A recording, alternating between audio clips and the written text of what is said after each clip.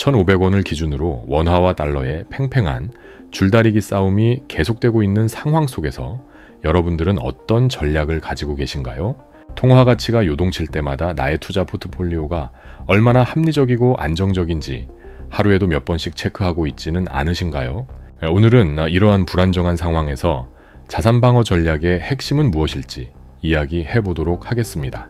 최근 들어 고액 자산가들이 조용히 외화 매입을 늘리고 있다는 보도가 이어지고 있습니다. 이들은 시장이 흔들릴 때마다 국내 통화 대신 달러를 선택하며 방어 태세를 강화하고 있습니다. 단순히 수익을 좇는 행동이 아니라 자산 가치를 지키기 위한 전략적 움직임으로 해석됩니다. 그렇다면 일반 투자자들도 이러한 행동의 원리를 이해하고 적용할 수 있을까요? 부자들의 자산 배분 패턴을 분석하면 그들이 왜 달러를 선호하는지 명확해집니다. 이는 단순한 투기가 아닌 장기적 안목에서 자산 가치 하락을 막기 위한 합리적 선택입니다. 첫 번째 핵심 이유는 달러가 글로벌 경제 위기 상황에서 가치 보존 수단으로 작동한다는 점입니다. 역사적으로 경제 충격이 발생할 때마다 안전자산으로서 달러의 지위는 더욱 공고해졌습니다.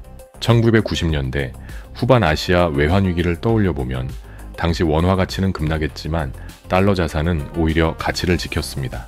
그 시기에 달러 예금을 보유했던 사람들은 환율 상승으로 인해 자산을 방어하거나 늘릴 수 있었습니다. 반면 원화로만 자산을 보유한 이들은 실질 구매력이 크게 감소하는 경험을 했습니다. 2008년 글로벌 금융위기 당시에도 비슷한 패턴이 반복되었습니다.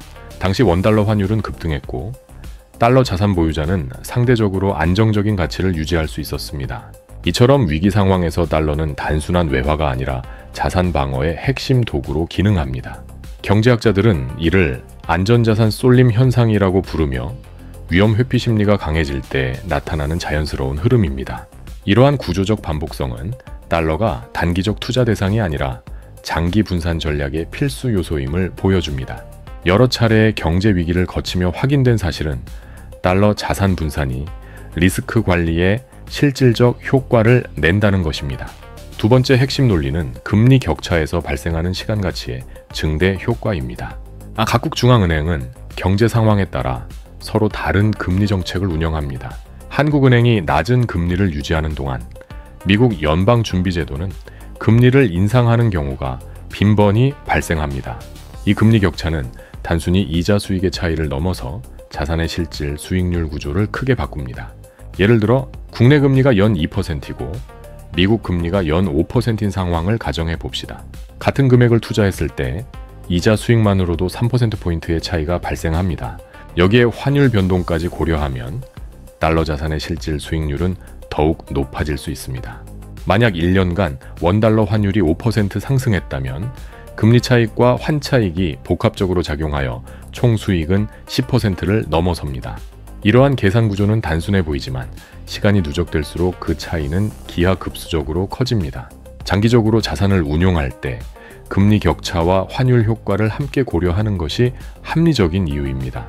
세 번째 농어는 달러 자산이 글로벌 충격 시 기회 자본으로 전환된다는 점입니다. 경제 위기가 발생하면 자산 가격이 급락하는 경우가 많습니다. 이때 달러를 보유하고 있다면 저평가된 자산을 매입할 수 있는 여력을 갖추게 됩니다. 실제로 2020년 팬데믹 초기 글로벌 주식시장이 폭락했을 때 달러 보유자들은 저가 매수 기회를 잡을 수 있었습니다.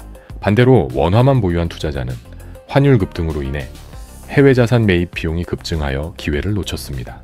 즉 달러는 위기 시 방어 수단일 뿐만 아니라 공격적 기회를 창출하는 자본이 됩니다.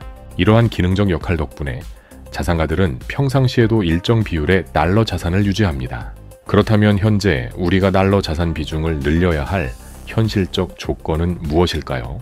최근 글로벌 경제는 인플레이션, 지정학적 갈등, 공급망 불안 등 복합적 위험 요인에 노출되어 있습니다. 이에 따라 각국 중앙은행의 금리 정책도 서로 다른 방향으로 전개되고 있습니다. 미국은 물가 안정을 위해 금리를 높게 유지하는 반면 일부 국가는 경기 부양을 위해 금리를 낮추고 있습니다. 이러한 금리 격차는 자산 수익률 구조에 직접적인 영향을 미칩니다. 구체적으로 살펴보면 미국 국채 금리가 5%대일 때 한국 예금 금리는 3%대에 머무르는 경우가 많습니다. 같은 기간 동안 2%포인트의 이자 차이가 발생하며 이는 연간 수익률 격차로 이어집니다. 또한 환율이 안정적이라고 가정하더라도 금리 차익만으로 실질 수익이 증대됩니다. 여기에 환율 상승까지 더해지면 총 수익률은 국내 자산 대비 월등히 높아질 수 있습니다. 이러한 구조적 차이는 단기 투기가 아닌 중장기 자산 배분 전략의 핵심 근거가 됩니다. 시장 불확실성이 커질수록 현금성 자산의 중요성은 더욱 부각됩니다. 주식이나 부동산은 경기 변동에 따라 가격이 크게 흔들릴 수 있지만 달러는 상대적으로 유동성이 높고 안정적입니다. 특히 글로벌 경제 불안기에는 달러의 상대적 가치가 극대화되는 경향이 있습니다. 투자자들이 위험 자산을 회피하고 안전 자산으로 자금을 이동하기 때문입니다. 이를 위험 관리 관점에서 보면 달러 자산은 포트폴리오 전체의 변동성을 낮추는 완충 장치 역할을 합니다. 경제학에서는 이를 헤지 기능이라고 부르며 자산 배분의 기본 원칙 중 하나로 간주합니다. 따라서 달러 보유는 단순히 수익을 추구하는 행위가 아니라 리스크를 관리하는 필수 전략입니다. 그렇다면 평범한 개인 투자자는 어떻게 달러 자산을 늘릴 수 있을까요? 다행히도 현재는 소액으로도 다양한 해외 자산에 접근할 수 있는 환경이 마련되어 있습니다. 첫 번째 방법은 은행의 외화예금 계좌를 개설하는 것입니다. 달러 정기예금은 금리가 높고 원금 보장이 되기 때문에 안정성이 높습니다. 두 번째 옵션으로는 해외 주식형 ETF에 투자하는 방법이 있습니다. 이는 달러 자산에 투자하면서 동시에 글로벌 기업의 성장에 참여할 수 있는 기회를 제공합니다. 세 번째는 달러 기반 채권형 펀드나 만기 1년 이내에 단기 금융상품을 활용하는 것입니다. 이들은 비교적 안정적인 수익을 제공하며 환율 상승 시 추가 이익을 기대할 수 있습니다. 네 번째로는 해외 부동산 투자 신탁 또는 리츠를 고려할 수 있습니다. 소액으로도 글로벌 부동산 시장에 간접 투자할 수 있으며 배당 수익도 기대할 수 있습니다. 다섯 번째 방법은 해외 직접 투자 계좌를 개설하여 미국 국채나 회사채에 투자하는 것입니다. 이는 금리 차익과 환 차익을 동시에 노릴 수 있는 전략입니다. 각 방법은 위험도와 수익률, 유동성 측면에서 서로 다른 특성을 가지고 있습니다. 따라서 자신의 투자 성향과 목표에 맞춰 적절히 조합하는 것이 중요합니다. 소액 투자자라면 매달 일정 금액을 외화 적립식으로 투자하는 방법이 효과적입니다. 월급의 일부를 자동으로 달러 자산에 배분하면 환율 변동 리스크를 분산시킬 수 있습니다. 이를 달러 코스트 에버리징 전략이라고 하며 장기 투자 시 안정성을 높여줍니다. 예를 들어 매달 10만 원씩 달러 예금이나 해외 ETF에 투자한다면 환율이 높을 때와 낮을 때를 평균화할 수 있습니다. 이 방법은 시장 타이밍을 맞추지 못하는 일반 투자자에게 특히 유용합니다. 또한 급여 일부를 외화로 자동 이체하도록 설정하면 별도의 노력 없이도 꾸준히 자산을 쌓을 수 있습니다. 이러한 구조적 접근은 감정적 판단을 배제하고 규칙 기반의 투자 습관을 만들어줍니다. 추가로 보너스나 여유 자금이 생길 때마다 일부를 달러 자산으로 전환하는 것도 좋은 방법입니다. 이렇게 하면 자산, 포트폴리오 내 달러 비중을 점진적으로 늘릴 수 있습니다. 중요한 것은 무리하게 한 번에 큰 금액을 투자하는 것이 아니라 꾸준히 분산 투자하는 것입니다. 자산 배분의 기본 원칙은 계란을 한 바구니에 담지 말라는 격언으로 요약됩니다. 달러 자산 역시 전체 자산의 일부로 편입하여 균형을 맞추는 것이 바람직합니다. 전문가들은 일반적으로 전체 자산의 20%에서 30% 정도를 외화 자산으로 보유할 것을 권장합니다. 물론 개인의 상황, 나이, 위험 성향에 따라 이 비율은 조정될 수 있습니다. 젊은 투자자라면 좀 더 공격적으로 해외 자산 비중을 높일 수 있고 은퇴를 앞둔 이라면 보수적으로 접근할 수 있습니다. 핵심은 자신만의 자산 배분 원칙을 세우고 이를 일관되게 유지하는 것입니다. 시장 상황에 따라 비중을 조정할 수는 있지만 감정에 휘둘려 급격히 변경하는 것은 피해야 합니다. 이제 지금까지의 논의를 세 가지 핵심 주장으로 정리해 보겠습니다. 첫째, 달러는 경제 위기, 시자산 가치를 보존하는 가장 확실한 방어 수단입니다. 역사적으로 반복된 패턴을 보면 위기 상황에서 달러 자산은 안정성을 유지하며 실질 가치를 지켰습니다. 둘째, 금리 격차와 환율 변동을 활용하면 국내 자산 대비 높은 실질 수익을 기대할 수 있습니다. 금리 차익과 환 차익이 복합적으로 작용하여 장기적으로 자산 증식 효과가 극대화됩니다. 셋째, 달러 자산은 글로벌 충격시 기회 자본으로 전환되어 새로운 투자 기회를 창출합니다. 시장이 불안할 때 유동성과 구매력을 확보하고 있다면 저평가된 자산을 매입할 수 있는 여력이 생깁니다.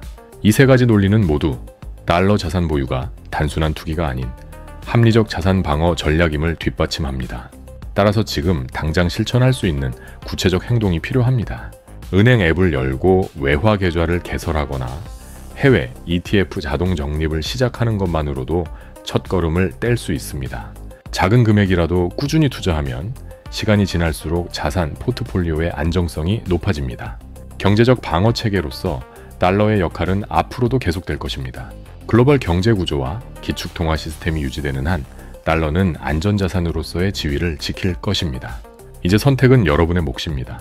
불확실한 미래를 대비하여 자산 방어 전략을 세울 것인가, 아니면 현재 상태를 유지할 것인가. 작은 실천이 장기적으로 큰 차이를 만들어낼 수 있습니다.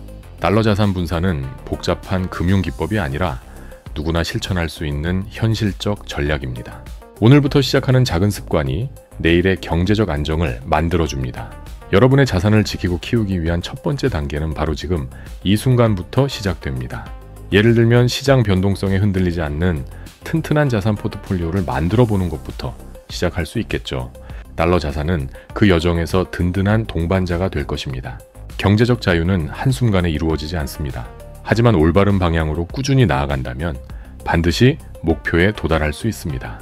지금까지 살펴본 원리와 전략을 바탕으로 자신만의 자산 방어 계획을 수립해 보시기 바랍니다. 계획을 세운 뒤에는 실행이 중요합니다. 매달 일정 금액을 외화 자산에 투자하는 습관을 들여 감정에 휘둘리지 않는 투자 스타일을 구축하는 것이 중요합니다. 환율이 오르거나 내리더라도 장기적 관점에서 꾸준히 유지하는 것이 핵심입니다. 시장 타이밍을 맞추려 하기보다는 시간을 내 편으로 만드는 전략을 선택하면 투자에 대한 리스크가 크게 줄어들 것입니다. 달러 자산 보유는 여러분의 재무 안정성을 한 단계 끌어올릴 것입니다. 불확실한 시대일수록 준비된 사람이 기회를 잡습니다.